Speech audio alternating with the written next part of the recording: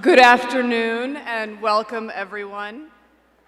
My name is Simona Agnelucci, class of 2006, proud UC Law San Francisco alumna, and I serve as the chair of the board of directors of UC Law San Francisco. Before we begin our program, as is now a tradition at the start of commencement, we will be taking a moment to acknowledge the history and impact of UC Law San Francisco's founder and first dean, Serenus Hastings, and his involvement with the state-sanctioned killings of California's Native Americans. As many of you know, these atrocities led to the changing of the name of our institution.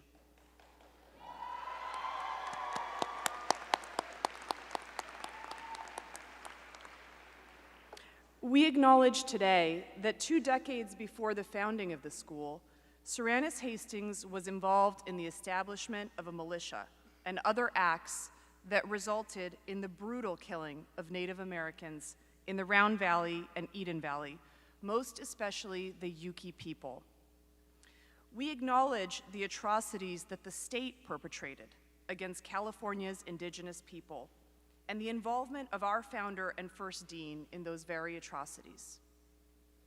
We will continue to foster our relationship with the Round Valley Indian tribes and the members of the Yuki people, including by engaging in various restorative justice measures. Now, on behalf of the board of directors, our faculty, and our administration, I take great pleasure in calling to order the 140th commencement ceremony for the University of California Law San Francisco.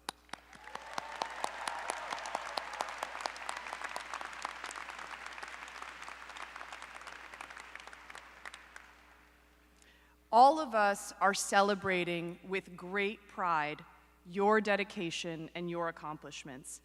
Your graduation today is not only the result of your own hard work, but it is an extraordinary contribution to the success of the college, to the success of all of us, and of all of your colleagues sitting alongside you now. We're also here to celebrate those of you who made it possible. Law school commencement is an intergenerational accomplishment and an intergenerational celebration. When I sat in your shoes 17 years ago, I could not help but notice the pride of all of the parents around me. And I felt that pride when I walked through that door today and looked at all of your faces. I remember the pride of my own mother, who never got to graduate from college, but who is undoubtedly the reason I am here today. And the same is true of all of our graduates. You are here in part because of others, the parents, the grandparents, the teachers, the siblings, the family members, the friends, the people in your life who also deserve thanks for the support that they have given you over the years. So on behalf of the board and the institution, I want to thank our audience members who are here to celebrate this milestone. Many of you probably never thought that you would see your loved one become a lawyer, but they did it, and this is your achievement too.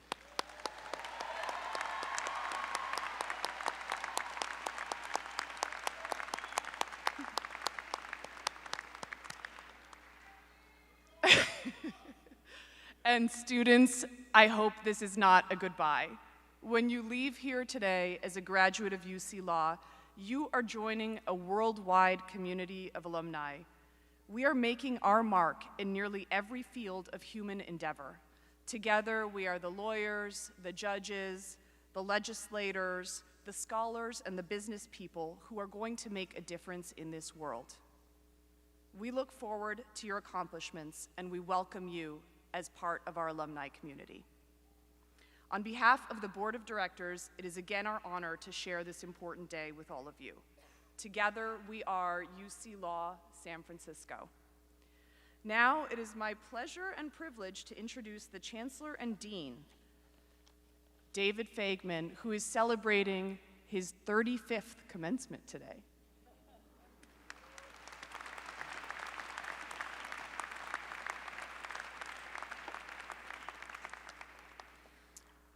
Thank you, Chair Angelucci. Hopefully after 35 years, I'll get it right, so I'll absolutely do my best. Good afternoon. Welcome to the graduates of the class of 2023. On behalf of UC Law San Francisco, I welcome you and congratulate you and your families. We are here today to recognize and honor our graduates, of whom we are all extremely, extremely proud.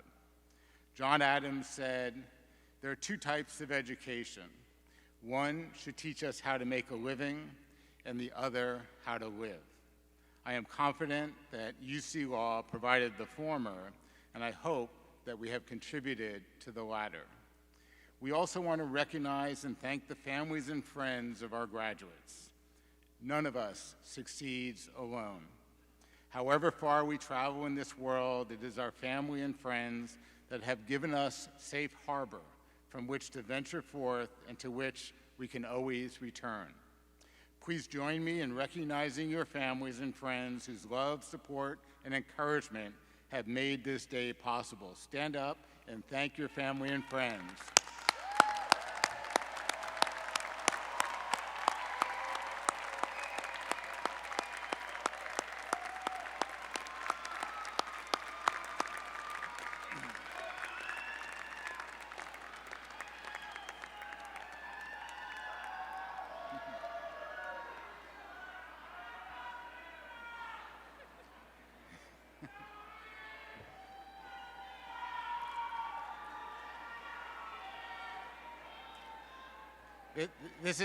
This is kind of like my constitutional law class as well. Very similar. Please also join me in recognizing your faculty. Henry Adams said, "Teachers affect eternity. They can never tell where their influence stops." We are very fortunate indeed to have a faculty who are dedicated to their profession, their school, and most importantly to you, your students. Thank you, faculty.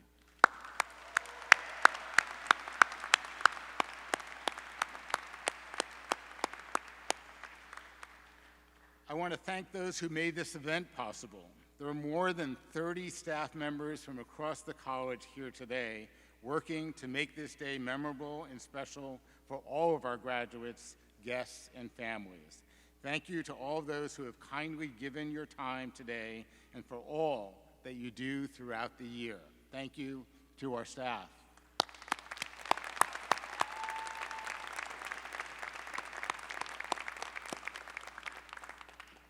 At UC Law, we believe the delivery of pro bono services is an integral part of legal education and the practice of law. The full term is pro bono publico, which translates as for the public good. Winston Churchill described succinctly what we get out of giving. He said, "We make a living by what we get. We make a life by what we give." The California Bar, state bar associations across the country, and the American Bar Association all encourage attorneys to devote at least 50 hours annually to the provision of free legal services. The class of 2023 took this pledge to provide pro bono services to heart, with many of today's graduates participating in this important program. Of those participating in the pro bono program, 67 members of the class of 2023 have met UC Law's pro bono goal and are recognized as members of the Pro Bono Society. 15 of these graduates went even further and met the aspirational pro bono goal set for licensed attorneys and are recognized today for outstanding achievement in pro bono. Together, the class of 2023 provided more than 8,000 hours of pro bono services. At the very conservative billing rate of $100 per hour, these graduates provided over $800,000 in legal services. We hope that this spirit of pro bono is a commitment all our graduates will continue to live up to throughout their professional lives. Will the graduates receiving pro bono recognition please stand so we can congratulate you?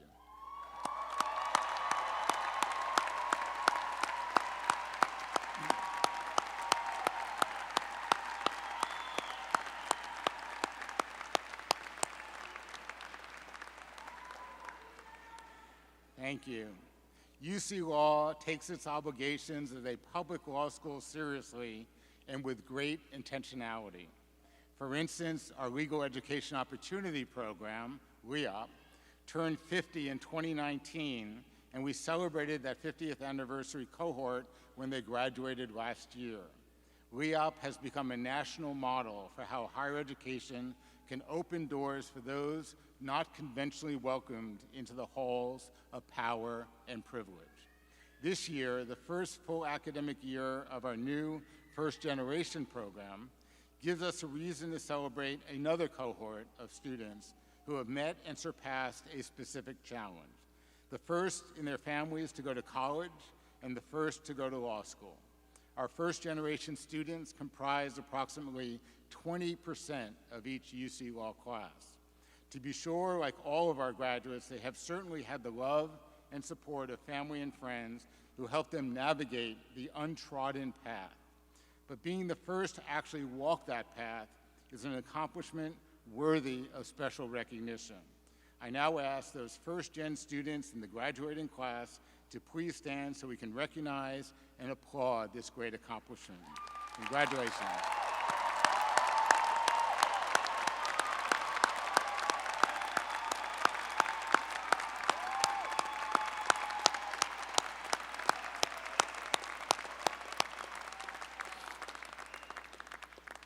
It is now my pleasure to introduce the first of our 4 student speakers. The valedictorian is the member of the graduating Juris Doctor class with the highest grade point average after completion of 5 semesters at UC Law.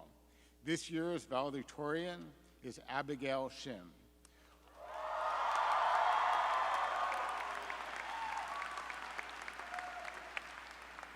While at UC Law, Abigail was editor-in-chief of the Hastings Law Journal, soon to be UC Law Journal. She received Cowley Awards for the highest grade in her class in 10 courses. Following graduation, Abigail will start as an associate at Jones Day's San Francisco office, and in 2024, she'll serve as a Ninth Circuit clerk. Please join me in welcoming Abigail Shim to the podium.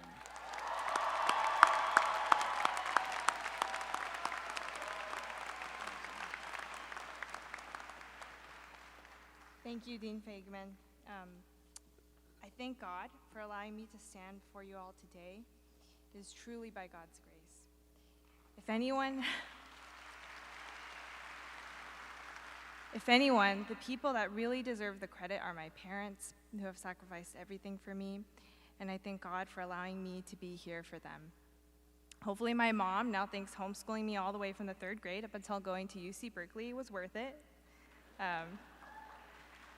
I also thank my grandparents who pray for me every day and are watching through the live stream, and my 2 siblings for picking up my slack and sticking it out as my best friends, even though I was a very annoying law student and will soon become an even more annoying lawyer. So thanks, guys. Next to coming to knowing God's special grace through my Lord and Savior Jesus Christ, learning the law at UC Law SF has been one of the most formative chapters of my life. And the unmistakable theme of these past 3 years has been the theme of common grace. As a Christian, I believe that the biblical theory of the law, of God's justice mediated through secular human government, stems from the doctrine of common grace. It is the beautiful doctrine that causes the sun to rise each morning and the rain to fall on both the righteous and the wicked. It is the force that, in the immortal words of Dr. King, bends the moral arc of the universe toward justice. Common grace steers human government toward the good purposes of all men, restraining evil, even though men seek God not.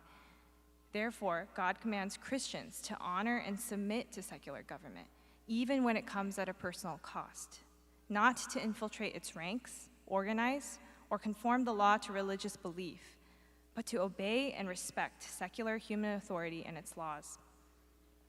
The unifying thread of common grace is easy to discern from American law. As flawed and inadequate as our legal system is, it attempts to make sense of disaster, tragedy, and want. The law compensates the hurt. It brings justice for those wronged. It mediates friction in our relationships. It protects individual freedom. It has permitted us to successfully engage in the noble enterprise of self-government. The law on the whole is manifestly good. My time here at the law school has strengthened my conviction in common grace as the animating force of the law. We have each brought our own flawed approximations of justice, informed by our personal experiences and beliefs. But for the past 3 years, we've experienced the miracle of different people agreeing, time and time again, through the medium of the law. If anything can explain why people with conflicting values and experiences can consistently persuade one another and can translate that agreement to the rest of society, it must be common grace. Before law school, my world was the church. After coming to law school, I learned what it meant to love and serve my country. American law is what has given us American democracy and allowed it to flourish. The law is, after all about resolving friction and competing interests. It is precisely what should offer the answers to our deeply divided times. My hope is that, no matter who we represent or identify with, as lawyers, our chief commitment will be to the institution of constitutional government. We cannot profess democratic pluralism while seeking to eradicate the ideas we disagree with. We cannot champion personal liberty so long as it comes in certain shades or forms. We cannot strong-arm the law into recognizing an ultimate standard of morality. Under our Constitution, there are at least 50 versions. When we walk out of these doors, and hopefully pass the bar, this vision will be left to us. It is indeed our republic, if we can keep it. When I look at all the faces today, many dear friends and colleagues, the people who will go on to shape the law at every level of government, in private practice and in industry, I believe we can. You have taught me about integrity, hard work, and perseverance. You've shown me kindness and generosity. You've changed my mind and shown me when I've been wrong. My hope is that when we do cross paths again, as we will, the people I know today will be committed to the same vision of the law, no matter which direction we may pull it in, so that the theme of common grace in the law will prevail, manifesting in the enduring years of the country we love. Dear class of 2023, from the bottom of my heart, thank you for these past 3 years.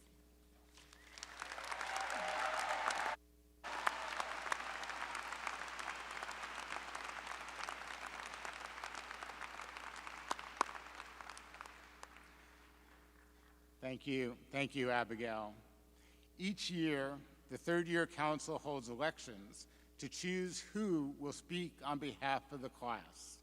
The students this year elected to have 3 students deliver shorter remarks to represent the graduating class. This year's speakers are Devika Tadwalkar, LLM, John Akinwole, JD, and Elliot Brooks, JD. Devika is an attorney from India who practiced law for 2 years before starting her LLM at UC Law. She is the recipient of the gold medal at the hands of the Prime Minister of India for her all-round performance as a part of the National Cadet Corps. She is a nationally acclaimed classical dancer in India and has won many awards for oratory.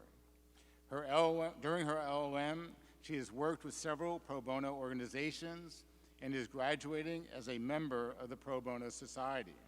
Devika looks forward to establishing herself as an IP attorney in the United States and continuing to give back to the community through pro bono work. John Akinwole was born in Lagos, Nigeria, and moved to the United States with his parents when he was 2 years old.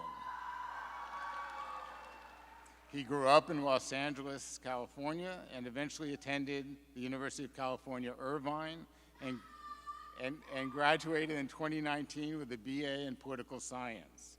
While at UC Irvine, John served as the Interfraternity Council President and the Vice Chief Justice of the school's Associated Student Government, perhaps foretelling his future on the U.S. Supreme Court. Prior to attending law school, John dedicated himself to the advancement of social justice, and in 2020, amid the raging pandemic and political tension, John led his hometown of Carson, California in a peaceful demonstration against police brutality, which included several youth programs, outreach facilities, religious organizations, and even players from the National Football League who grew up in that town. Here at UC Law, John has served as a co-president of the Black Law Students Association, the editor-in-chief of the Journal of Racial and Economic Justice, has been on both the school's moot court and trial teams, has served as the Diversity and Inclusion Chair of the American Constitution Society, and is a proud member of the Legal Education and Opportunity Program, LEA. After the bar exam, John will be returning to Los Angeles, working in a post-bar associate program at Collins & Collins, LLP, in their LA office. John also plans on continuing his podcast titled, quote, The Advent of a Political Black Man, unquote, which has been streamed nationwide and in 15 other countries, including Spain, Italy, Germany, and Russia. Elliott Brooks was born in Pasadena, California, and lived in Altadena all her life. She was raised by her parents, Sherry and Barry Brooks. She attended Marlboro School from 7th through 12th grade, where, similar to today, she gave a graduation speech. She went on to attend the University of Michigan, Ann Arbor, go blue, for 4 years, where she competed in Division I Big Ten volleyball and served as a team captain in her final year.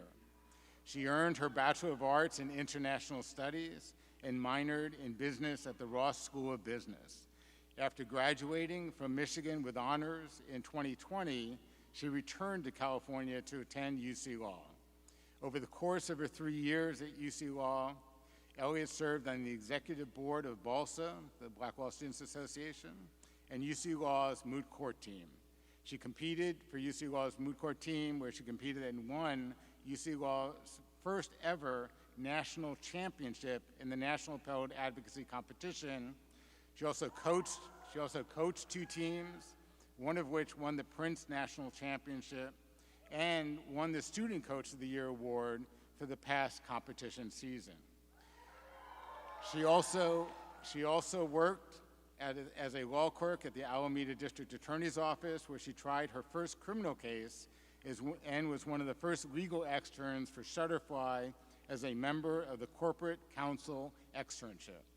After passing the bar exam, Elliott will work as a district attorney in the Bay Area. And I invite our student speakers to the podium.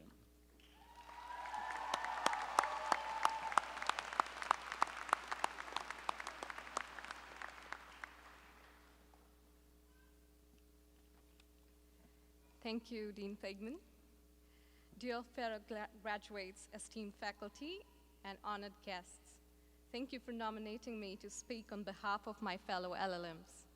It is an immense pleasure to stand before you all today as we celebrate the culmination of our academic journeys and the beginning of a new chapter in our lives.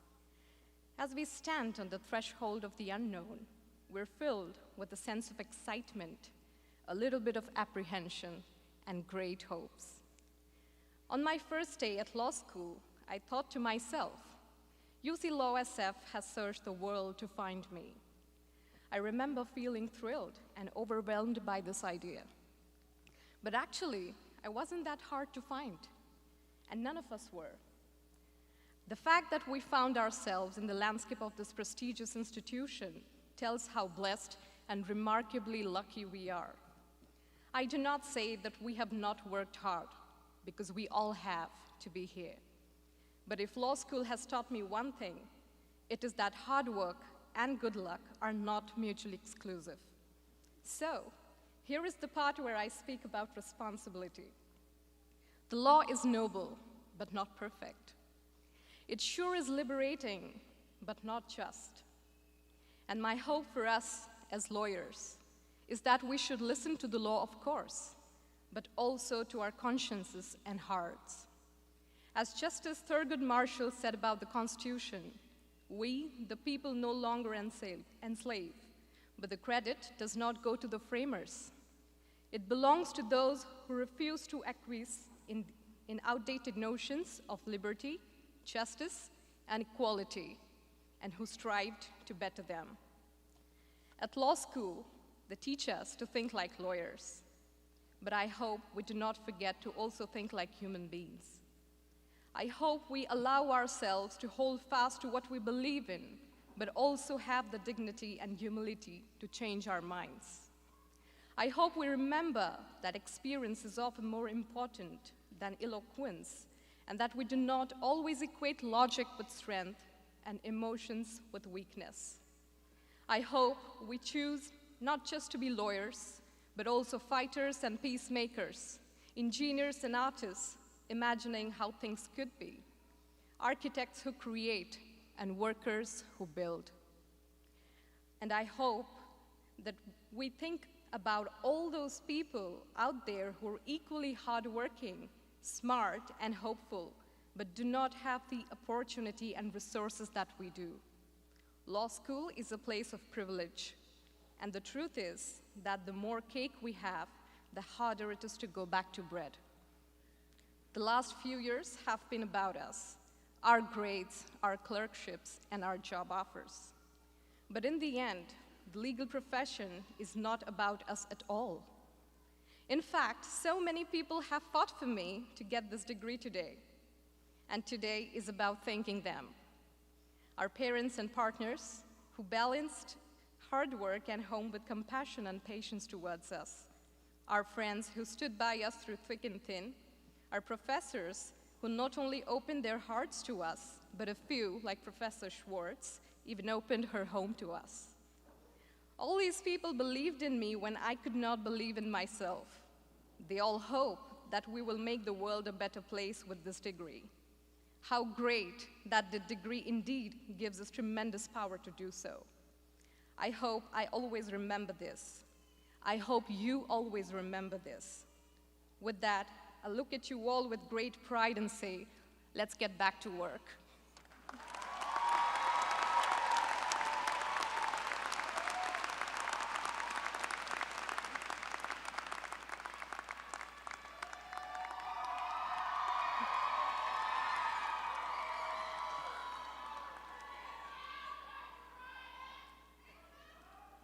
Good afternoon, family, friends, faculty, and UC Law's graduating class of 2023.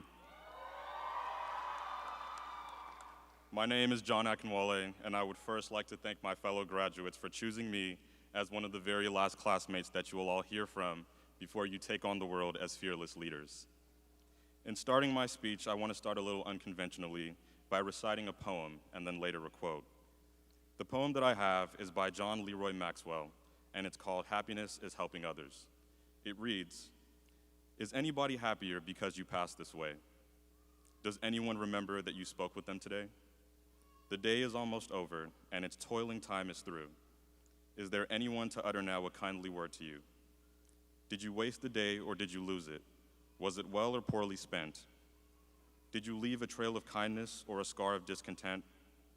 As you close your eyes in slumber, do you think that God would say that you have earned one more tomorrow by the work you did today?" And the quote that I have is by Supreme Court Justice Thurgood Marshall, who once said that none of us got to where we are solely by pulling ourselves up from the bootstraps. We got here because somebody bent down and helped us pick up our boots. The reason why I chose this poem and this quote is because I think it conceptualizes two things that we must realize as the future of the practice of law. It's that first and foremost, none of us are here by our own doing. I'm going to say that again. None of us are here by our own doing. We all got here because of the sacrifices of great trailblazers who came before us.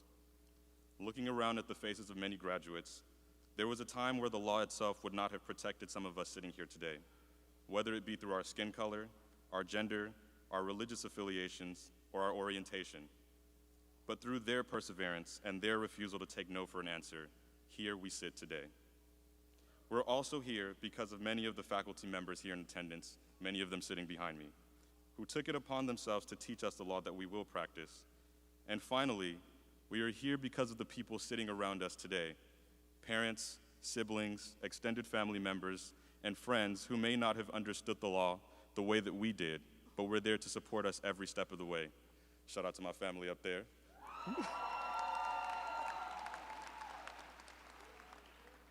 And the last point of emphasis, which I think is the most important one, is that now that we've been uplifted by those around us and those who came before us, it is our duty to go out and help the world by being the forebearers of justice everywhere.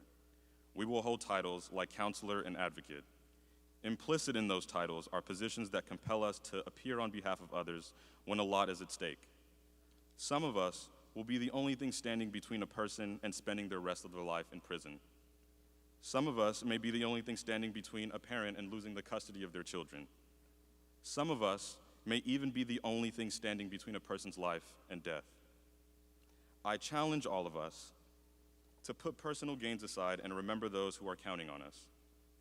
And finally, as we are all gathered here for the last time, knowing fully well that some of us may never see each other again in this lifetime, my final remark to all of you is to first wish us all the best of luck on the bar exam, whether that be here in California or in another jurisdiction. I wish you all success and growth in your professional careers, and I wish you all peace throughout the rest of your lives. Congratulations, class of 2023. I'm out.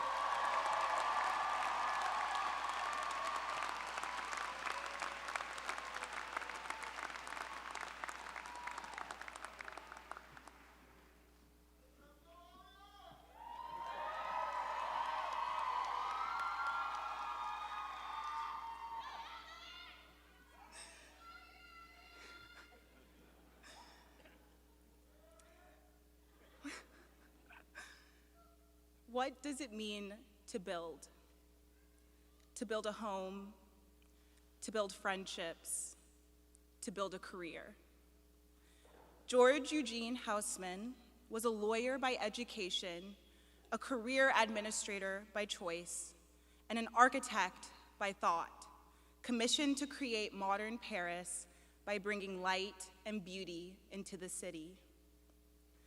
As I look out at you all, I not only see future lawyers with an extreme wealth of experiences and perspectives, I see architects. We are the architects of the future. Our future, the legal field's future, this world's future. And just like Houseman, we've been commissioned by our passions, advocacy, and education to go out and build. The past 3 years of law school has been the continuation of a construction site filled with foundational lessons, principles, and connections that are meant to build the structures we hope to create. We've all been building since we were little, from elementary school to high school and undergrad. We've been building the impact we want to make. And just like any city, these buildings and the stores or businesses within them are different. Our class was constructed by design, built with a well-rounded group of capable students with diverse profiles and abilities. Not one of us is the same, yet we each compose an important part of our community. Despite the legal field being based in exclusion, we have proved that there is a place for all of us in this field and in this world. We just have to craft it. These past 3 years have given us so many tools to thrive in the world that awaits. We now have the ability to listen, to write brilliant briefs, to engage with clients with compassion, to ask questions, to dare to speak up, and to advocate for what is right. Houseman had many fans and critics, but no matter how he was judged, his efforts left an indelible mark on Paris. We must do the same in our work. Craft our profession so this world can be full of light, love, diversity, and tolerance. Today, we grow further away from the foundational lessons and focus more on the finishing touches. The coatings of paint, the panels of beautiful hardwood floors, and the installation of wondrous chandeliers. But always remember that buildings can be reimagined, demolished, or upgraded, because building is a continuous process. John Lewis once said, "Ordinary people with extraordinary vision can redeem the soul of America by getting in what I call good trouble, necessary trouble." He hoped that every one of us answered the highest calling of our hearts and stood up for what we truly believe in. That is my hope for us as well, class of 2023. I urge you all to get in good trouble. We must build good trouble. Congratulations, class of 2023. We did it!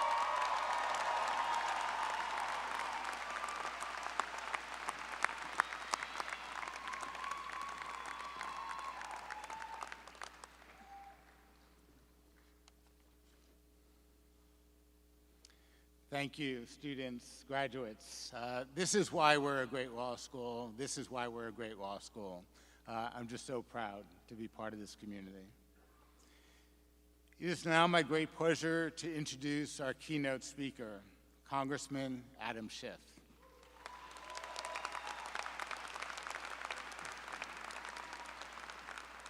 Born in Framingham, Massachusetts, Schiff moved west with his family at a young age and graduated from high school in Danville, California, about 30 miles east of San Francisco. He earned his bachelor's degree at Stanford University and a law degree at Harvard University. Prior to entering the world of politics, Schiff clerked for a federal judge and later spent 6 years as a federal prosecutor in Los Angeles, where he successfully led a criminal case against Richard Miller, the first FBI agent to be indicted and convicted for spying for Russia. Schiff served 5 years as a California state senator before winning a seat on the U.S. House of Representatives, a position he has held since 2001. He represents California's 30th House District, which includes parts of northern Los Angeles County. Over his 22 years as a federal lawmaker, Schiff has held major positions on important House committees, including the Appropriations Committee. He previously served as chairman of the House Permanent Select Committee on Intelligence. Schiff also took on the role of lead House manager during the first Senate impeachment trial of former President Donald Trump in 2020.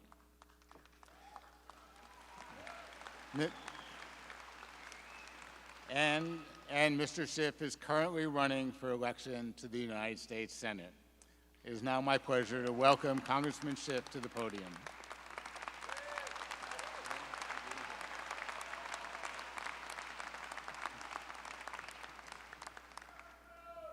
How you doing tonight? Are you excited about graduating? Come on, graduates, are you excited about today? All right.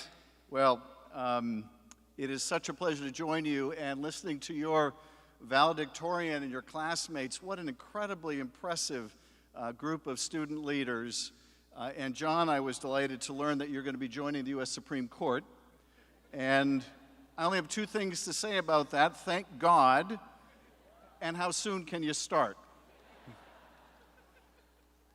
Chancellor and Dean Feigman, Board Chair Agnellucci, representatives of the University of California Office of the President, graduates, I am so thrilled to be with you. And I want to particularly thank the 3L Council for inviting me to speak to you, and all of the staff who made this glorious ceremony possible. What a thrill it is to see all of you graduates, to see your proud, beaming families. It is just magnificent to join you on this day of celebration and accomplishment for you and your families. Graduates, as you know, this is the season of advice giving, so prepare yourselves. I am here to share with you my thoughts as you enter the legal profession, as you are soon to become officers of the court.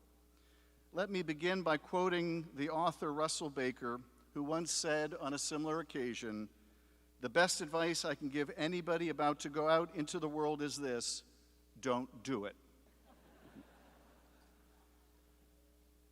But joking aside, I need to tell you at this time that you are entering the real world.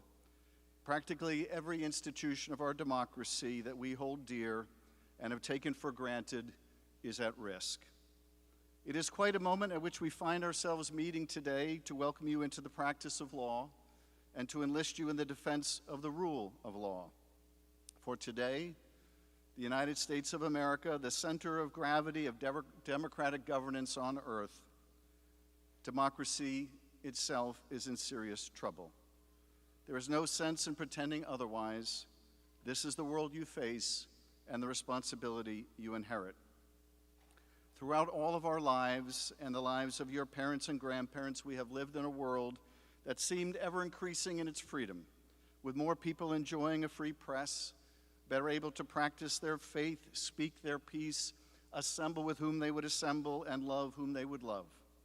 We saw new countries being born and walls coming down, and the extension of freedom and democracy seemed as inevitable as gravity. As Martin Luther King Jr. once said, "The moral arc of the universe may be long, but it bends towards justice." And it was bending towards justice. It was for so long, until suddenly it wasn't. Until not new democracies, but new autocracies were being born. Until new autocrats took power, constraining, not expanding, the freedom of their people.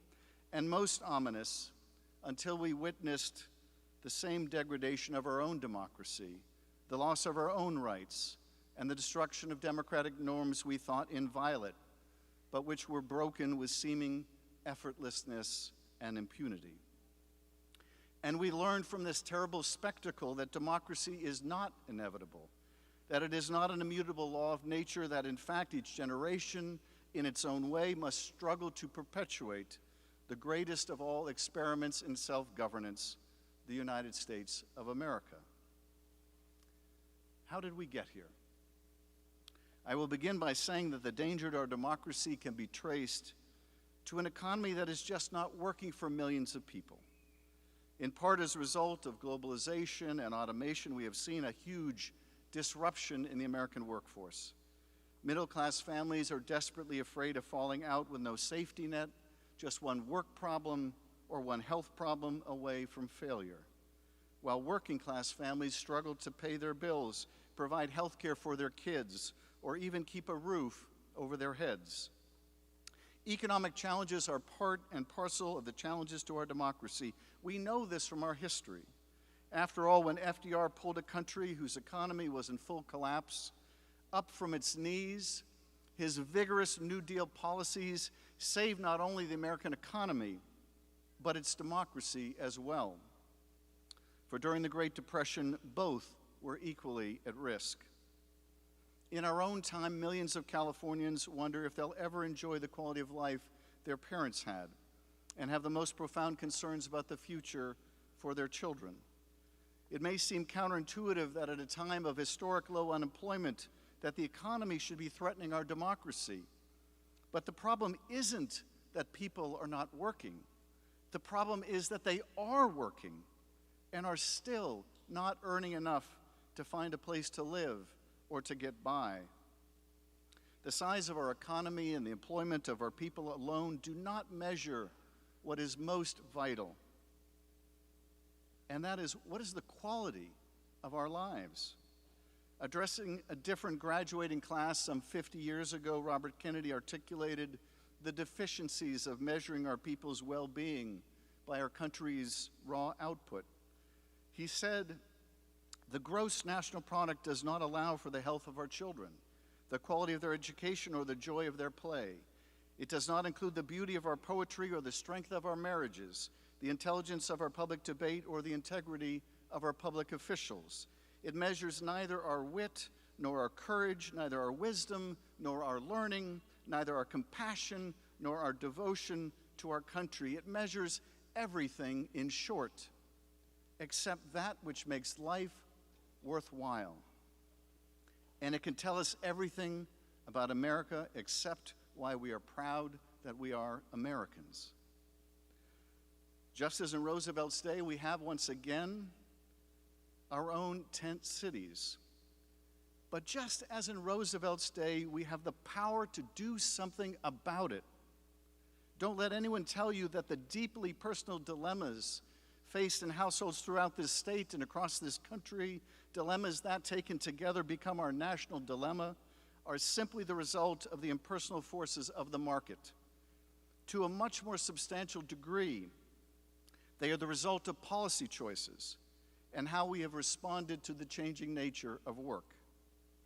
During the pandemic, the U.S. Congress more than doubled the child tax credit, and this act alone lifted more than 40% of the children in America living in poverty out of poverty.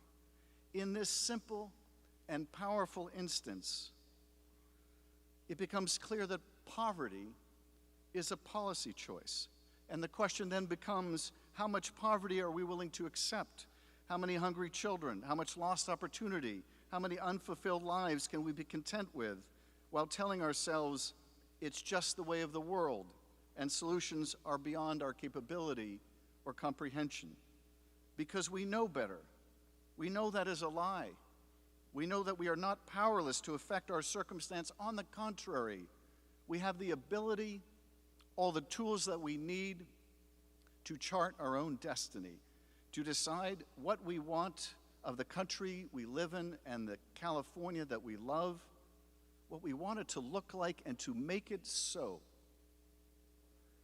When it's your job to improve the lives of the American people and you don't do it, it's a choice. When Congress let that child tax credit expire, allowing millions to fall back into poverty, but preserve tax breaks for hedge fund managers, it furthered a vision of America that has given up on even the pretense of a fair society. A vision which says that we are not all in this together, that confers favors on the influential private interests and ignores the public good, grows heedless to the needs and the voices of the many, a vision that fails to invest in the American people and their future. Time after time, history has shown us that when we do invest in our most critical infrastructure, ourselves, our friends, our neighbors, our family, our community, and the stranger, it pays the richest dividends the world has ever known. The creation of the American middle class was neither providential nor accidental. The American middle class didn't just happen. Rather, it became to be because people with an ounce of political courage willed it into existence. But when we fail to have that courage and ignore the needs of working people as their economic destiny slips from their hands and their bargaining power is stripped away, as jazz-age income inequality returns and Washington just shrugs, then we fail to deliver on the promise of our democracy. That's when we make ourselves vulnerable to a demagogue who comes along and promises that he alone can fix it. And that's where the threat to democracy becomes existential. And that's also where you come in. This is the America into which you graduate today. You will be officers of the court.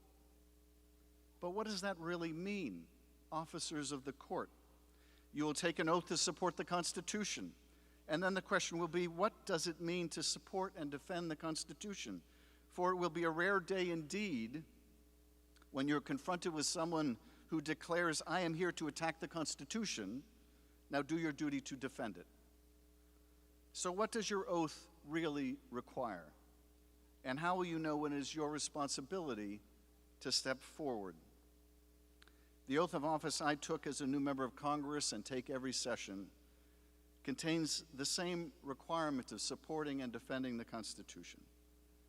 And yet I've seen how little it means to so many of my colleagues, many of whom I had admired and respected, notwithstanding our deep differences of ideology because I believed that they believed what they were saying. But as it turned out, none of that really mattered to them. Not when weighed against the interest in higher office or holding office. The historian Robert Caro once said that power doesn't corrupt as much as it reveals. It doesn't always show us for our best, but it says a lot about who we are.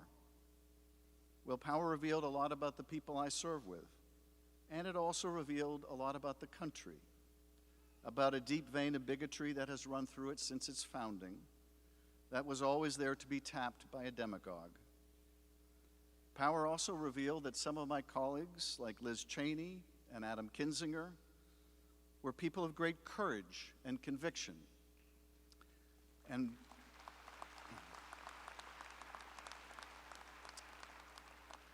by the way, I love the parody of our January 6th committee on Saturday Night Live, when the actor playing Liz Cheney says, "People keep asking me, how did I develop such a tough spine, such a strong inner core? Well, how do you think you would turn out if Dick Cheney had been reading you bedtime stories?"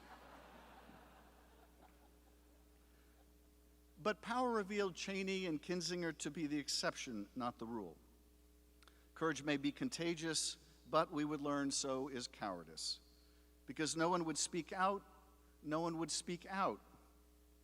My takeaway after 2 impeachments and an insurrection is simply this. You can have the best written Constitution in the world, and I believe that we do. You can have the best written laws meant to constrain the worst impulses of human nature, and maybe we do. And none of it will be enough if people don't give meaning to their oath of office. And if that oath isn't informed by ideas of right and wrong, and if people don't accept the basic truth, or even that there is something called fact, none of it will be enough. Of all the corrosive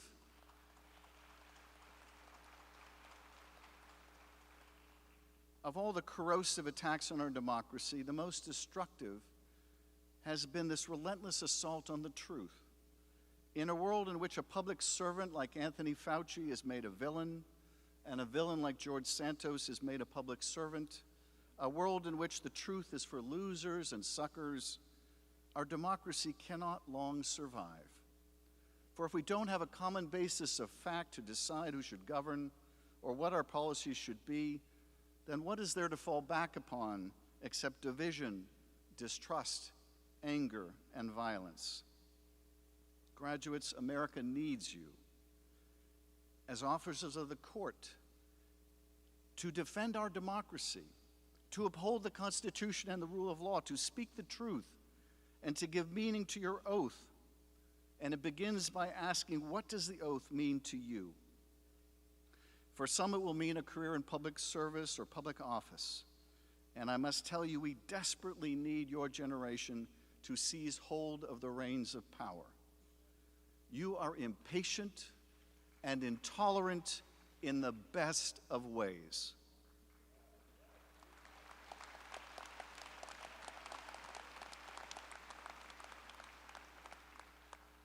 You have no tolerance for racism, no patience for what we are doing to the planet. You do not accept the scourge of gun violence or the inequities of our criminal justice system. You will not abide an economy that leaves people to sleep on the street.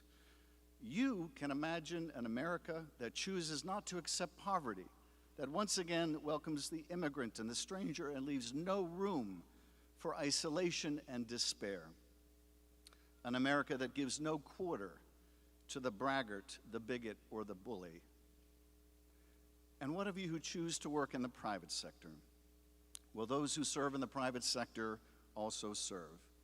Some of the best lawyers I know, some of the greatest advocates I have ever met work in their firms by day and represent their pro bono clients at night. They fight for voting rights. They monitor polling stations. They take some of the hardest cases to the highest courts.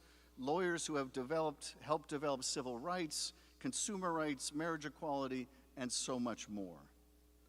As our economic challenges are deeply intertwined with the challenges to our democracy, attorneys in the private sector can play an invaluable role in championing an economy that works for everyone, that respects the rights and contributions of workers, that believes prosperity should be shared, that rejects the narrow view that quarterly shareholder earnings are all that matters, that builds products that bring us together, not tear us apart, that defend the injured and the weak against the powerful. You can help your clients, whether they are small or large businesses, for-profits or nonprofits, unions or management, officers or individuals, be good citizens. Everyone has a right to a lawyer and to representation, but they don't have a right to you. They don't have a right to demand your talent, your intellect, your industry, your skill be used to further an end that you do not believe is right. You must have the courage both to say yes, but also the courage to say no. Robert Caro's warning about power applies equally to those in the private sector as it does to those in public life, for there are many kinds of power besides political power, like economic power, the power of intellect and influence, physical power, and the power of organization. How will you use your power? How will you treat your coworkers, your customers, your clients, your staff, your spouse? What will power say about you? Will you truly be an officer of the court, or will you be even more? In Micah, it is written, what is required of us? To do justice, to love mercy, and to walk humbly with thy God. I don't know how much advice I can really offer you for the times when you really need it. But I would say this: when you're confronting those tough questions, when you're trying to decide not only what is right, but what is right for you and for others, ask yourself, is it just? Have I shown mercy or kindness? Have I demonstrated humility? If the answer is yes, you are more than an officer of the court. You have lived up to your oath and more. You have become a vital part of our democracy and the legacy of our founders. Founders who believe that people possess sufficient virtue to be self-governing, that we don't need to be ruled by a despot, that we have a strong enough sense of justice, of kindness and humility to govern ourselves. That will be your contribution to the very idea of America, counselor. Congratulations, graduates, and good luck to you. Now go have dinner with your families, and afterwards, change the world. Thank you.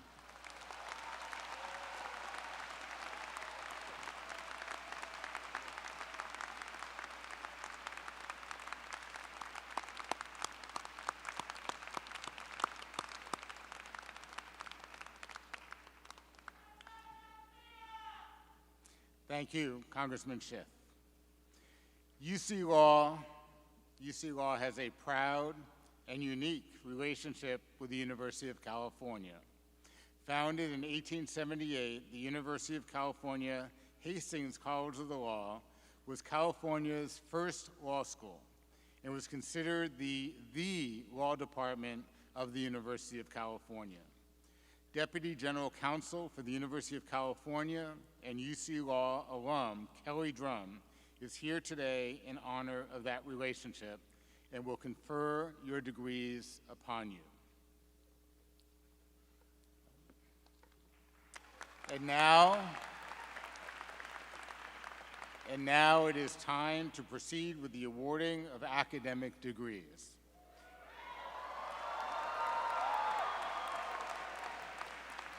As we begin the conferral, I would like to remind guests to stay seated at this time. We will begin with our three master's programs: the Master of Health Policy and Law, the HPL degree, the Master of Studies in Law, the MSL degree, and the Masters of Law, the LLM degree.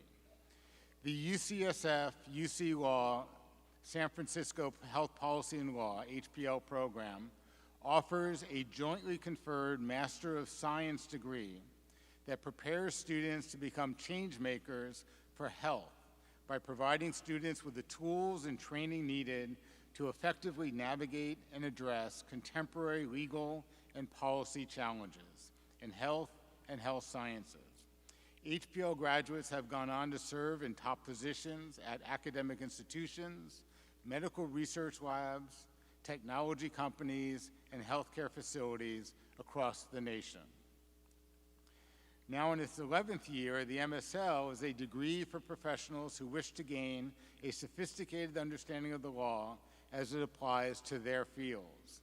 The MSL program was originally aimed at health and science professionals, but has since expanded to include those who work in the fields of business and technology, as well as those professionals who wish to design their own program of legal study. And in 2002, UC Hastings then launched the LLM program, which draws students from all around the world. This year, our graduating class represents 14 jurisdictions. Will the candidates for the degrees of Master of Science, Health, Policy, and Law, Master of Studies in Law, and Master of Laws please stand?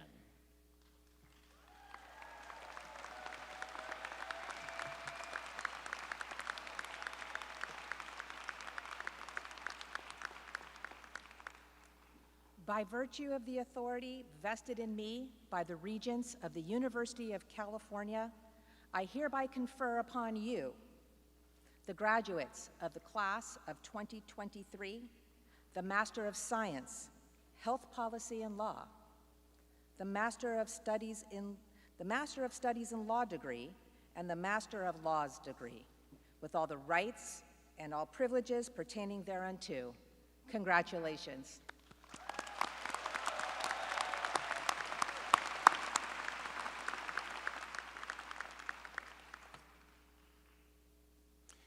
UC Law has been at the center of the legal community in the West for 145 years, and this is our 143rd graduating class of law students.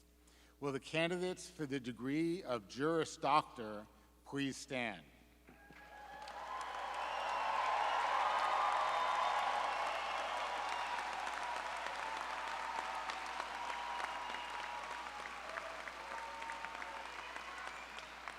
Council Drum, I have the honor to present these candidates certified by the faculty who have successfully completed the curriculum of UC Law, San Francisco for the degree of Juris Doctor.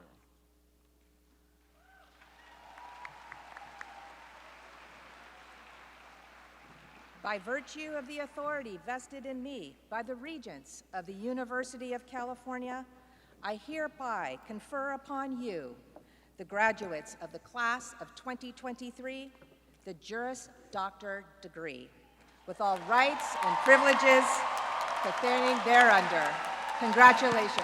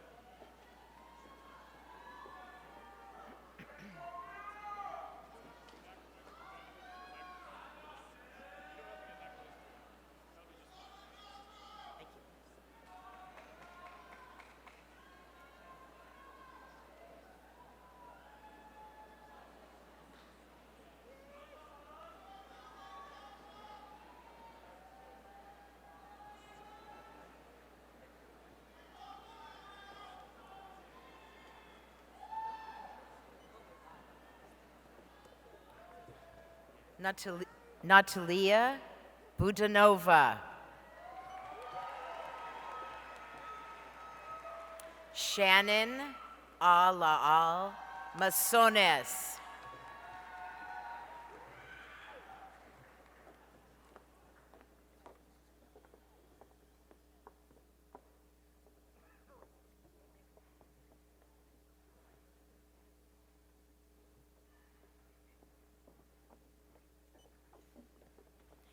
Erica Parkinson Dellenbach. Dr. Sumana Kondal.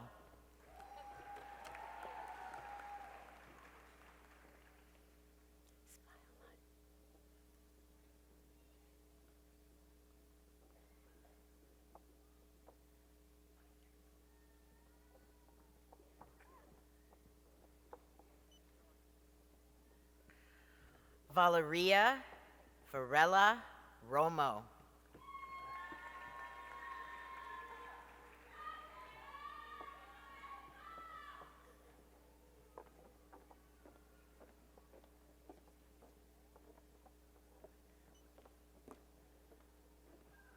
Emily Sanchez.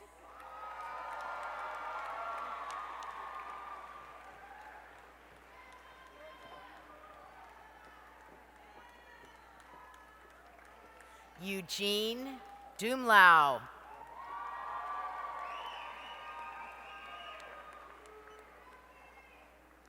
Anne Singh.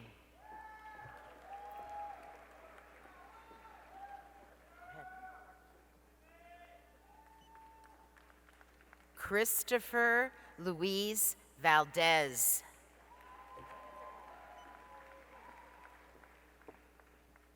Rajni Kaur Sahota.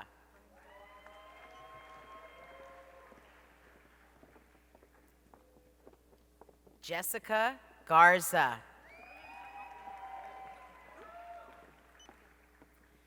Rowena Brown.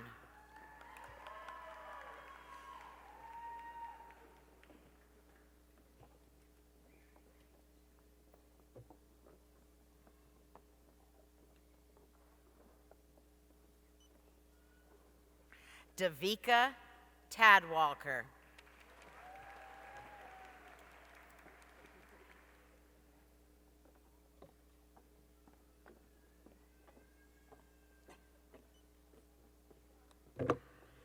Matilde Garado.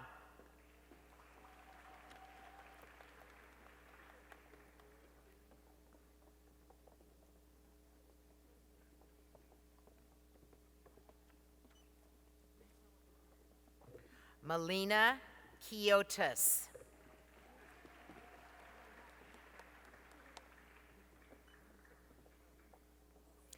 Layla Gasly.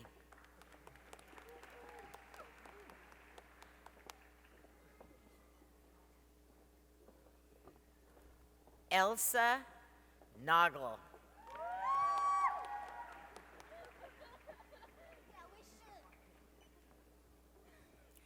Francisca Strominger.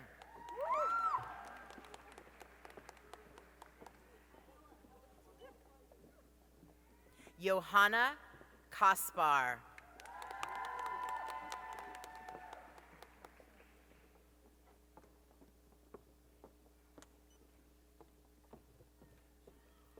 Hannah Louise Henderson.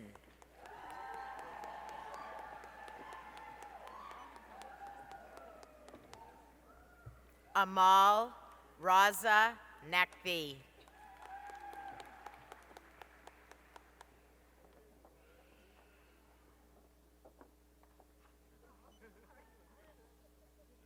Arfine Tolentino Ingeson.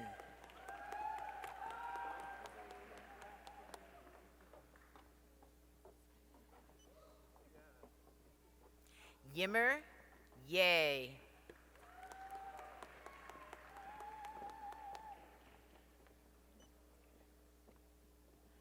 Timo Goodson.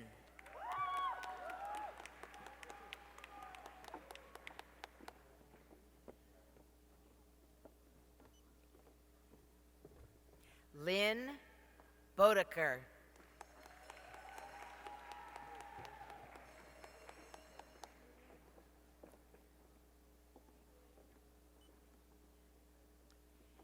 Isabella Razzoli.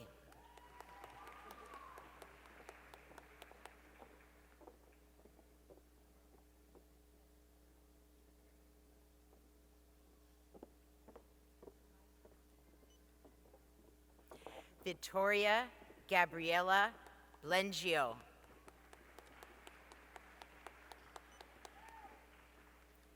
Charlotte Vaudois.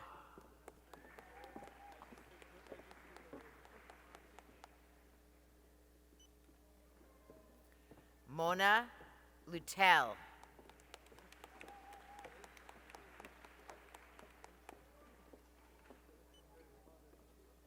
Lola Jobic.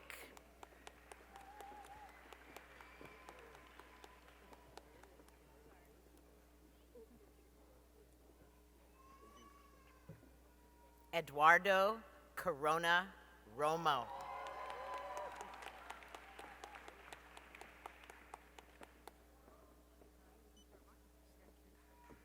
Sakline B. Graywall.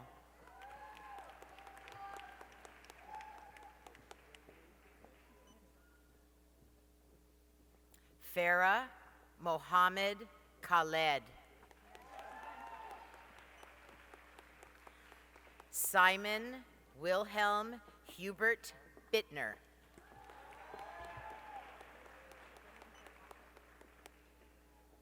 Kiara Imelda Wirtz.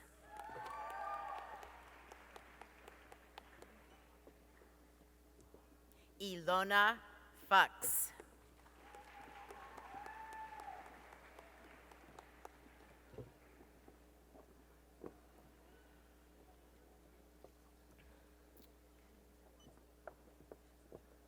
Elena Bertucci.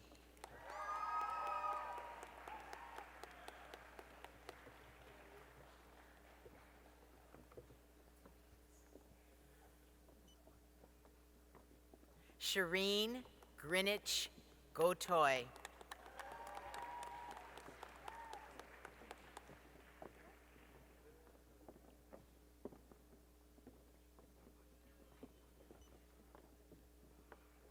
Beiting Zhang.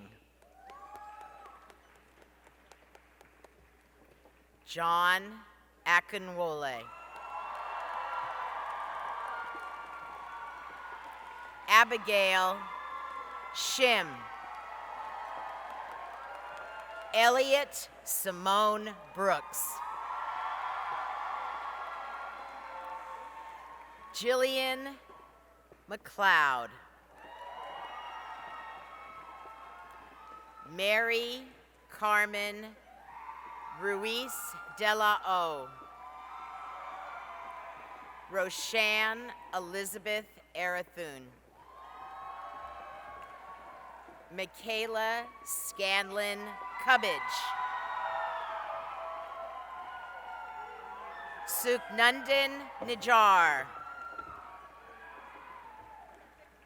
Raja Honda. Amy Alicia Rosales. Nicole Nestorenko. Hillary Liliadol. Sophia de Guzman. She's going too fast. Raymond Martin Quicho. Henry Shu.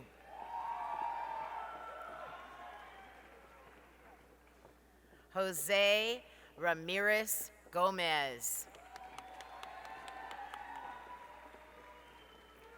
Aaron Salvador Zambrano. Farah Ghaffari Rafi. Zara Parek. Isha Bilwani. Tori Arnaud.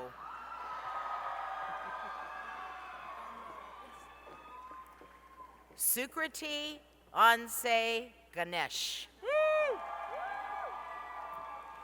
Isa Walid Hatwame. Rachel Song. Let's go! Omid Askari Babahane.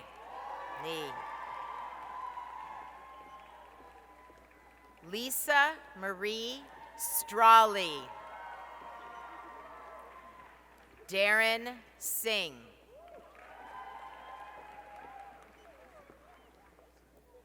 Brian Gahn.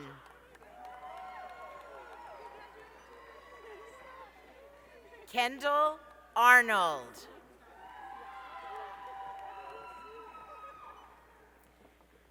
Dulce Stephanie Rodas.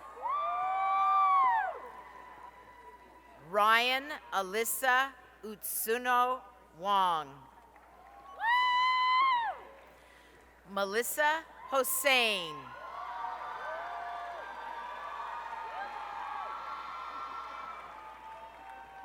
Juliana Madrigal Mendez. Rachel Ng. Camilla Tapan Kando. Deborah Jeun Sung. Michelle Nguyen. Jacqueline Ju.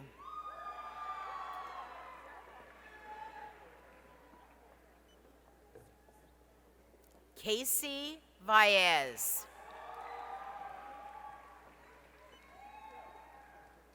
Saman Sayed Hashemi. Nedra Tamara Mamo. Samir Punia. Eric Tu Ong. Harmeet Kaur. Ruchira Thay. Hannah Tongthorn. George Lockhart Morris IV. Daniel Krasiev Dvornikov. Deanna Hamilton.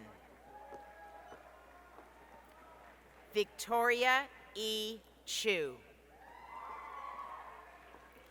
Jason Patrick Leary. William Rice. Spencer McFadden Caballo.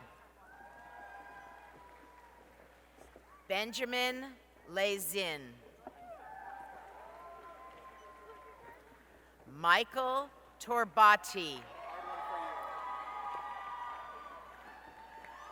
Donato Vincenzo Katrina.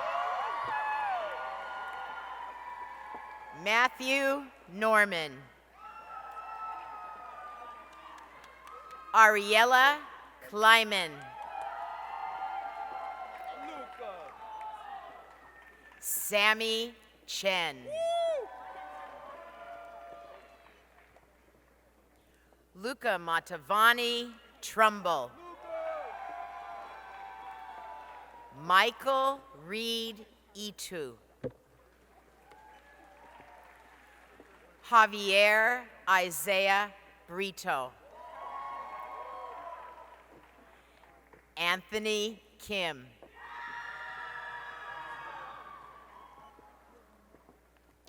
Natalie Myung. Nicholas Matthew Matoyan. Mark Julian Runyeses Vasquez. Nisha Bajania. Cole Limbach. Woo. Anushka Natali Silva. Chella Ruth Davila.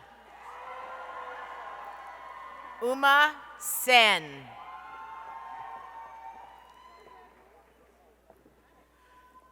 Justin Mina Magbutai. Abel Edens. Thorin Hollis. Jillian Belong.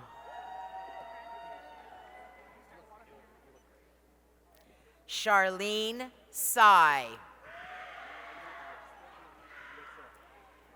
Ariel P. Kahn. Patrick Vlad Miku. Hannibal Alexander Huntley. Kiana Malia Bunch. Theodore John Fitzgerald. Philip E. Hockyard. Woohoo. Aaron K. Lau. Pamela Ho. Tong Tong.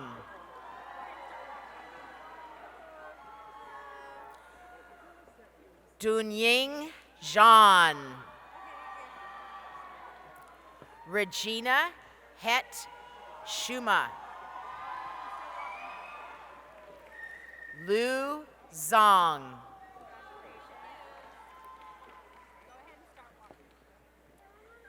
Ziyang Liu. Kelly Ching Zhou. Aaron Sira. Brendan Nolan. Alexander Hastings. Zane Kazi. Joshua Purley. Joyce Pesuan Lee. Nicholas Nevzat Bygone. Derek Moon. Jessica Ing. Jess McPeak.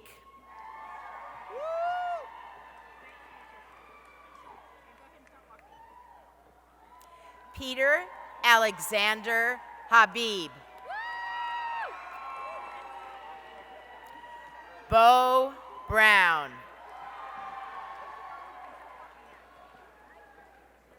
Tuesday Rose Thornton.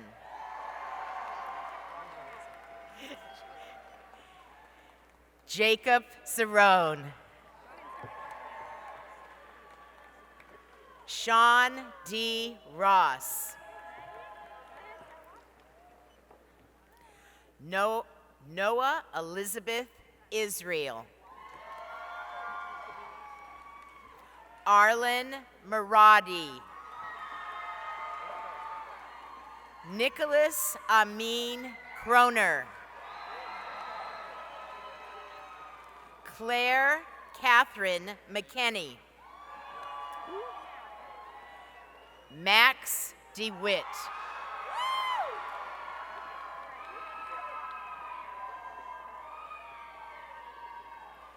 Rahil Maharaj. Elizabeth Marie Bernal Kate.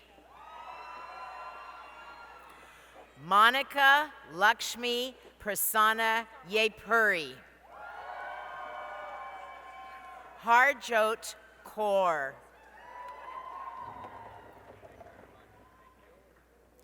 Eric Sosa. Elizabeth Catherine Wheeler. Jillian Guernsey. George True Simpson III. Sean Caspian. Jonathan Sue. Ryan Singh Malhan. Bryant Forster. Joseph Aaron Salah. Salah. Mayim E. Weens. Claire Elizabeth Scolari Arnaiz. Garrett Jones.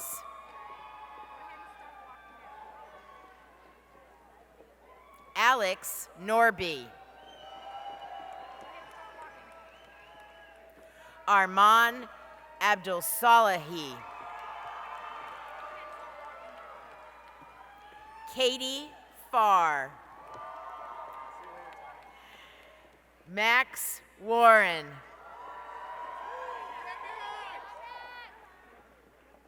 Sarah Marino Babcock.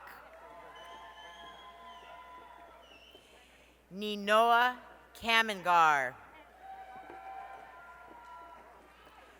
Jordan Villa.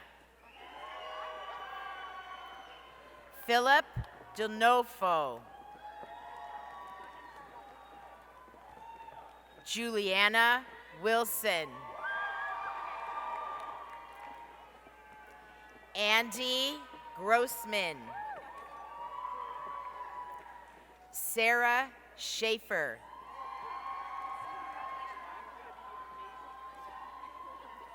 Lauren C. Holt. Lydia Jane Tanazi. Anna Kulma. Alexander John Nicholson. Nicole Torres Ortega. Joey Raymond Mendoza, Jr. Jessica Culbert. Jennifer Weiss. Oops. Casey Barco. Ashi Matish Pultel.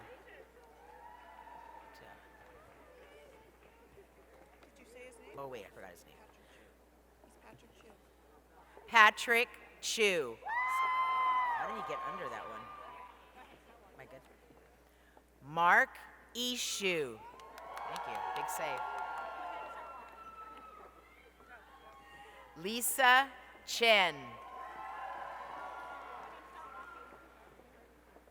Megan Gregory. Argavan Masudi. Zoe Tatarsky. Anastasia Gomez. Julie Sierra Burl. Irene Yu. Samantha Mita. Rebecca Elizabeth Liu. Gabriel Kleiner. Crystal Kim. Zaima Ijaz. Miriam Yard.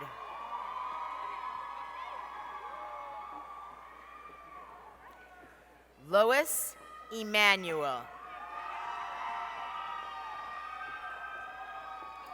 Madeline Isabel Klein. Dominique Jada Armstrong. Felicia Osbury. Irene Liu. Lynn Ma. Abigail Cruz.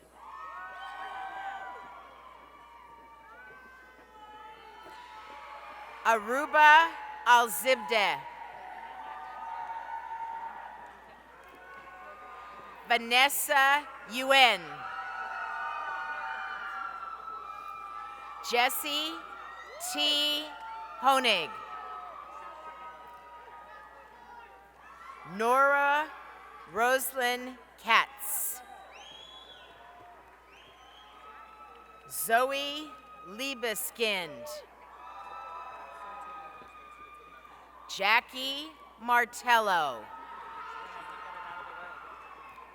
Sarah Begg. John Baptist Grimm. Elton S. Rushing.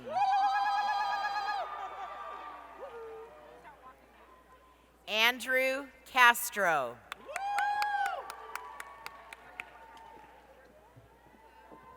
Arash Gomroki. Alexis Janae Ballinger. Caitlin Eliason. Rebecca Lee.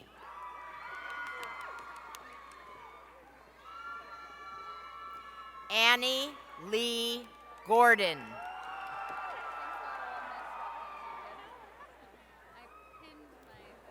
Margaret Jean Cooper Salisbury. Ashley Elizabeth Maines.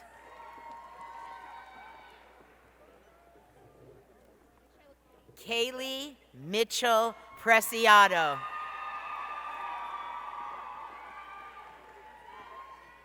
Kiari Amanda Platt.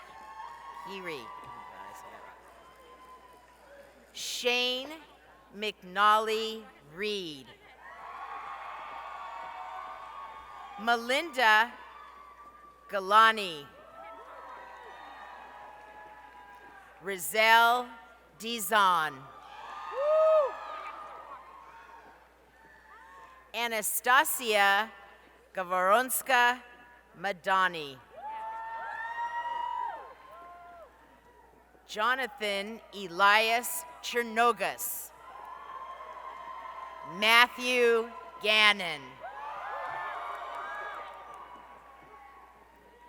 Stephanie Lisa Gonzalez. Gina Marie Kassar. Avneet Joel. Tiffany Justinahi Monzon. Alexandra Rose Volpicelli. Simran Kaur Tiaro. Kelly Noelani Ishima. Howard Knapp.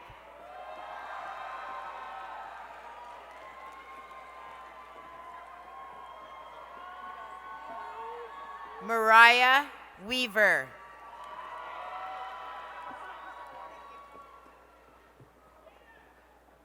Gianna Salahian.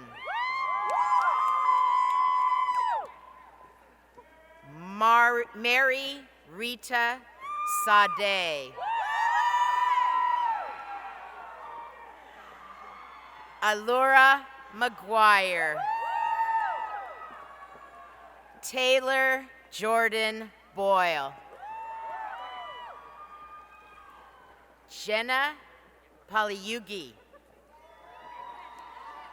Kayla Sparks. Clara Lane. Rachel Choi. Brianna Callaghy. Sarah Jensen. Justine Chang.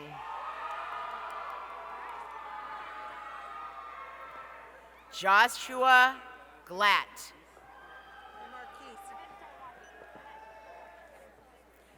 Marquise R. Creer.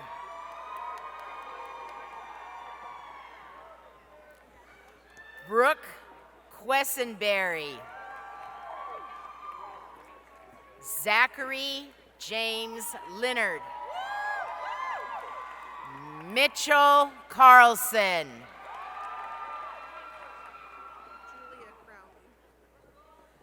Julia Crowley.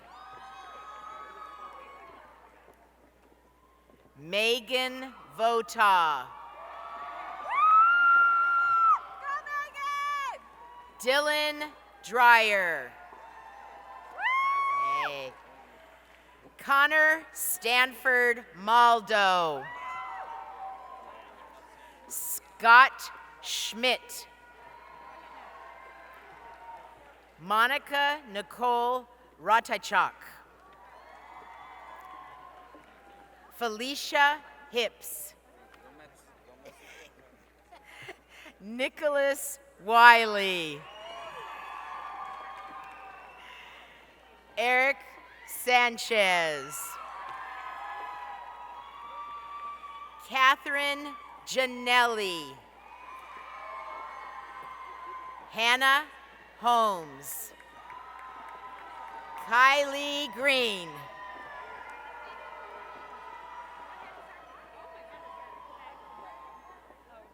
Anna Krista Signs. Lucy Wren Miller. Anna Donald. Zoe Gallagher. Isabella Marilyn Granucci.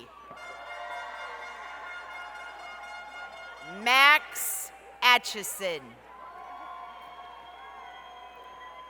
Julia Thomas. Isabella Isabrands. Kamya Aurora. Aditi Asthana. Madeline Gray McNally. Long Trung. Stephanie Maylin Dawn. Alexandra Shushnar. Laura Lombardi. Alyssa Duran. Justin Jedry. Lauren Chong.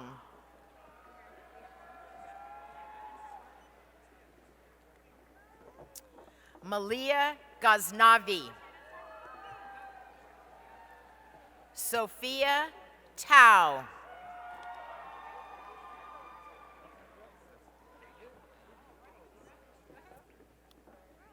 Thomas Catunio. Brittany Nguyen.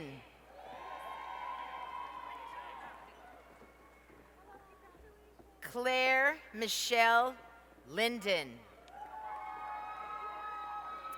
Stella V. Tran. Gentry Powell. Garrett Giffen. Erica Raquel Gonzalez. Nicholas J. Keenan. Michelle Gorstein.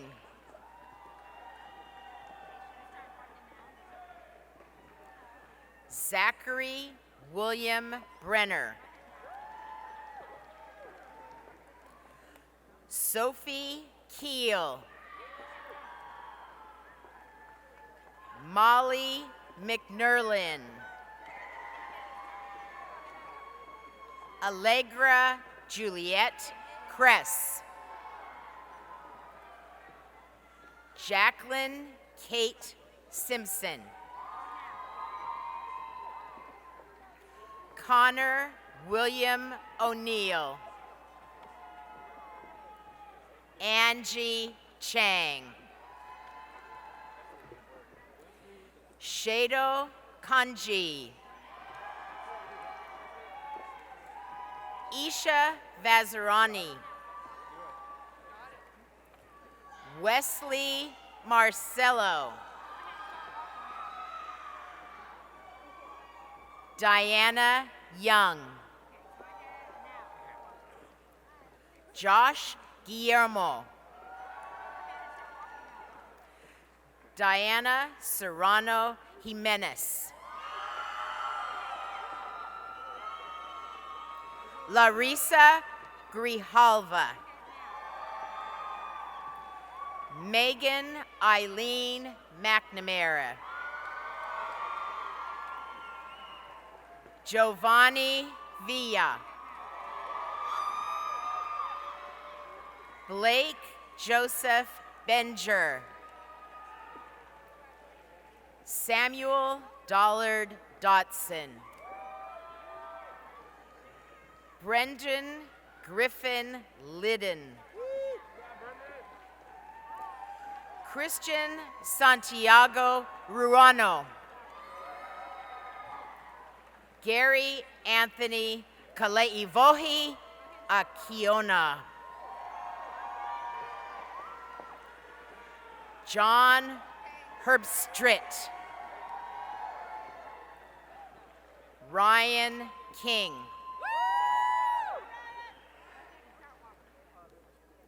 Ani Hernandez. Lauren Noga.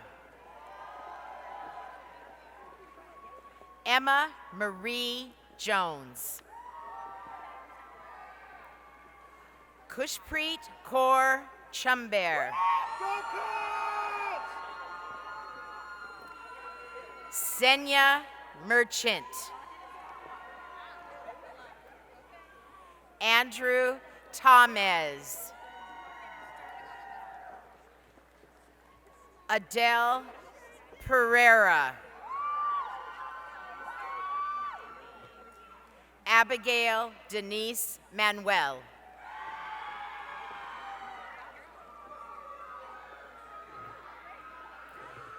Yasmin Yassin. Allison Ballison Martinez. Ale Vallejo.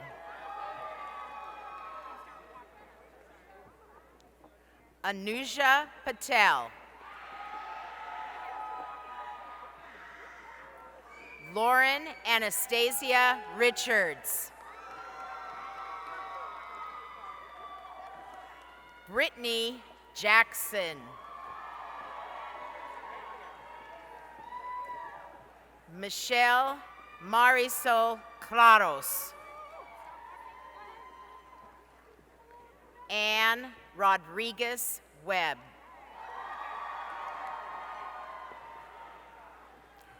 Rayshandra DK.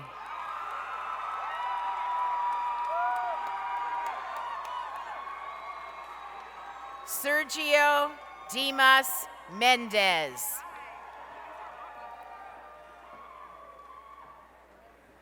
Fabiola Sija Cervantes. Melissa Rodriguez.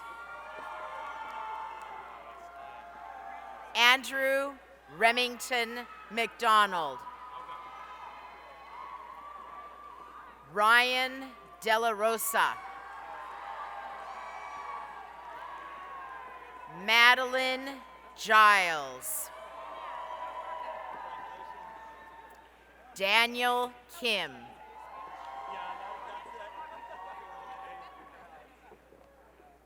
Erica Lizette Pudia.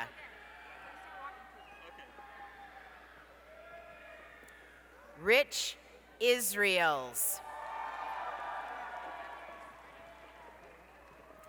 Hitomi Ozaki. Jay Park. Alex Klein. Todd N. Trowbridge. Wow. Benedicto Vega.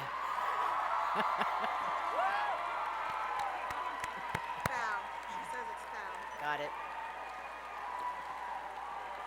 Nicole Fow.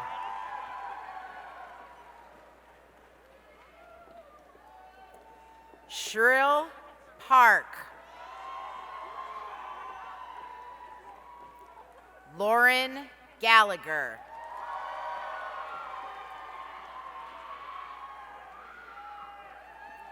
Annie Wiesenfeld. Camille Marie Piazza. Paul W. Mullen. Vanessa Vierl.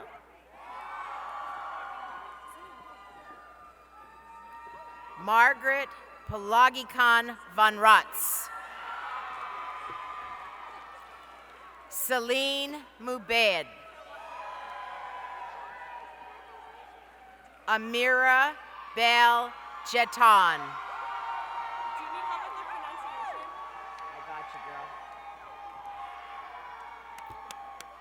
Telesia Cheyenne Hunkin.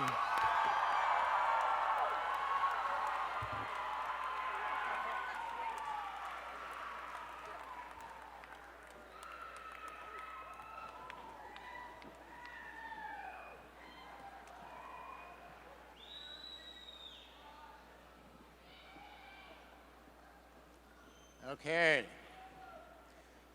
By tradition, the graduating class elects a member of the faculty to give farewell remarks. This year, the class elected Professor Matt Coles.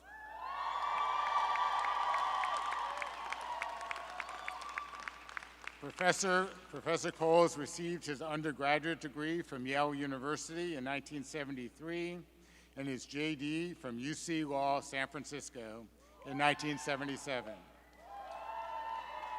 After law school, he entered private practice and also taught constitutional law at the school for 1 year as a teaching fellow. While in private practice, he wrote San Francisco's Law Against LGBTQ Discrimination for Harvey Milk and its law protecting people with HIV. He also wrote the nation's first domestic partnership laws in San Francisco and Berkeley. He handled cases on race, sex, and sexual orientation discrimination against defendants as varied as Hilton Hotels, the IRS, and the city of San Francisco. Matt left private practice in 1987 to become a staff lawyer at the ACLU of Northern California, where he handled cases on freedom of speech, the death penalty, jail and prison conditions, and treatment of healthcare workers and inmates with HIV. He is one of the lawyers who set up the case which successfully challenged the use of the gas chamber in California. Matt also helped defeat 3 statewide ballot initiatives aimed at quarantining people with HIV in the 1980s, and 3 citywide initiatives aimed at getting rid of the city's domestic partnership law in 1989 and the early 90s. From 1995 until 2010, he served as director of the ACLU's National LGBT Project. In that position, he was one of the lead attorneys on Evans versus Romer, which resulted, you better know that case, which resulted in a landmark Supreme Court decision striking down Colorado's Amendment 2, which banned gay rights laws. He argued cases challenging the military's so-called don't ask, don't tell policy, bans on LGBTQ student groups, and Florida's law banning adoption by gay people. And under his guidance, the ACLU won a crucial victory for a transgender former Special Forces colonel denied a job by the Library of Congress. In 2010, Matt became the Deputy National Legal Director at the ACLU, responsible for the organization's work on race, voting, disability, and immigration. Matt joined the UC Hastings faculty in 2016. He teaches constitutional law, civil procedure, sexuality, gender and law, and elections, the law of democracy. Please join me in welcoming Professor Matt Coles to the podium. So sweet.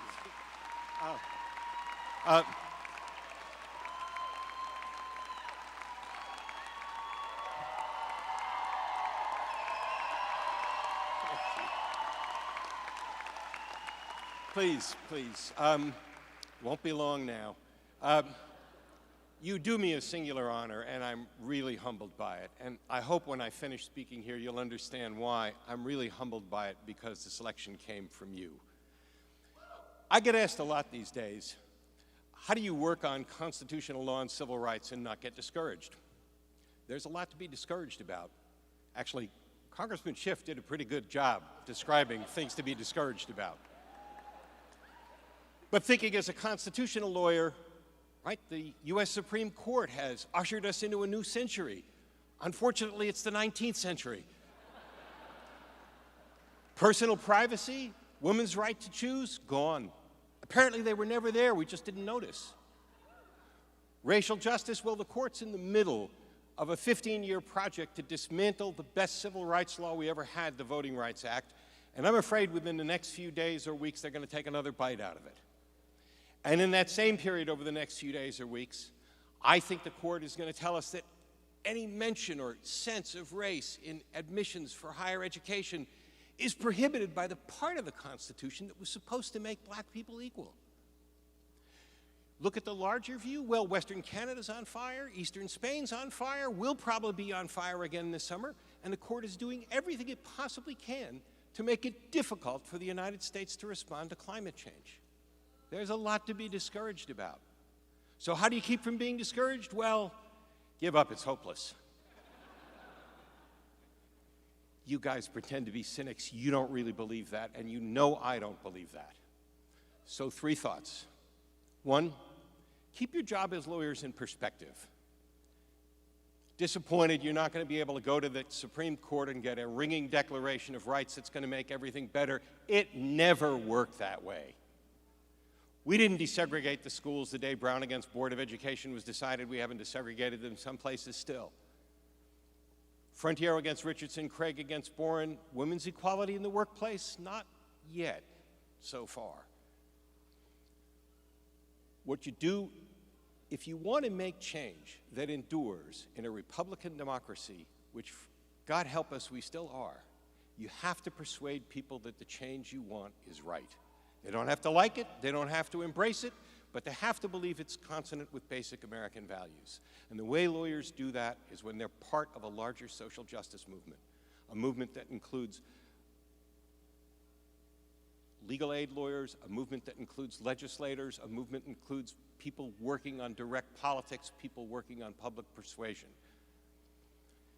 When you've got bad courts, you use the tools that you have. Look, the greatest cases from the civil rights movement were not cases that conferred equal rights. They were cases under the First Amendment that kept the political movement alive when people were trying to squash it. And remember this, if you don't get fairness and equality in housing court, it doesn't matter what great declarations you get from the Supreme Court. Equality and justice at retail is at least as important, maybe more important than what the Supreme Court says. Second, take the long view. The work I'm most associated with, the work for LGBT equality, 75 years on the way I count it, and apparently the legislatures in Florida, Texas, Idaho, Missouri, I could go on, haven't gotten the message. And so it's not over. Women's equality, well, 100 years to get the vote, and in the 100 years since, still a work in progress. Racial justice, well, 400 years on, and we still have so much work to do. But don't mistake the fact that those movements haven't succeeded yet for thinking that they're failures. Trust me, the world that the black and brown people in this class, that the women in this class, that the LGBTQ people in this class, the world that you all go out into is a whole lot better than the world my class in 1977 went out to.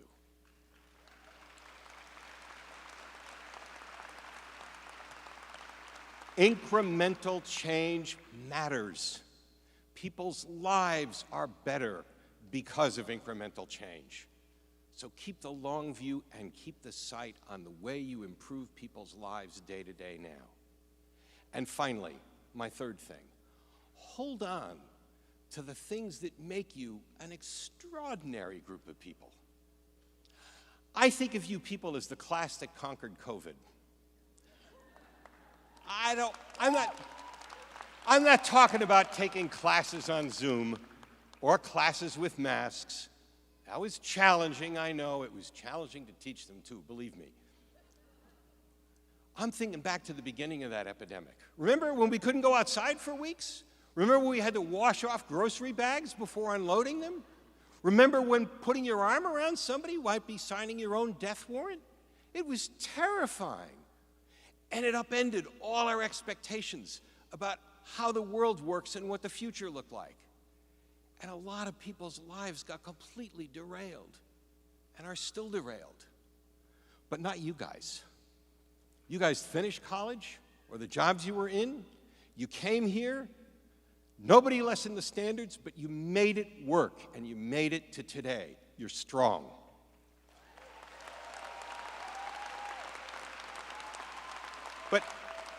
But more important than your strength, you're kind and decent. Look, when I went to law school, this law school, it was a pretty cutthroat place. I watched you guys come in that COVID Zoom class, and you were cheering each other on every step of the way. More than that, when somebody was having trouble, you were turning and stopping your own progress and what you were doing to help them make it. As I looked at you guys, you regarded this as a joint enterprise in which all of us were going to make it because we loved and respected each other. And look, if you keep lawyers' work in perspective, remember how important that incremental change is. If you take the long view, and if you hold on to that strength, decency, and kindness, trust me, you won't get discouraged. And we'll all be living in a better world for it. Thank you and congratulations.